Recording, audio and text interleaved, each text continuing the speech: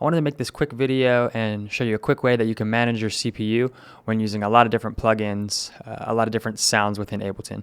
Now there is other ways of doing this through using instrument racks and things like that, but sometimes I just want to throw my sounds in and be able to run them.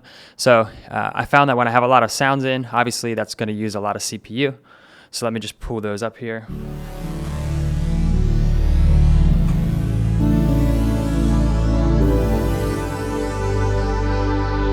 Now these are just random sounds that I loaded in, so it's nothing special, but you'll see up here in the top right, I'm peaking at around 30%.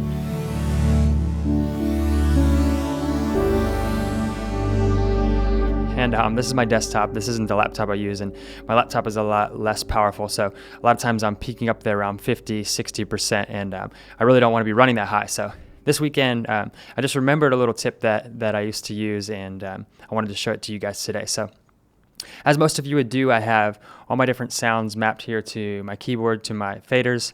But what I would have to do to disarm tracks now is manually click on these tracks so they weren't all running at the same time, so they weren't all using CPU. But what I figured out how to do is actually if you go in here, so I'm going to do this for the piano. I'm going to go into MIDI mapping, and then I'm just going to move my fader that I'm using for this first piano patch here, and I'm going to move it. And I'm actually mapping that to the device activator here on my piano. What I'll do over here is set my minimum to 1 and my maximum to 0. Let me jump out of that. So now as I pull that volume down, once it hits the bottom, you'll see over here it deactivates that plugin.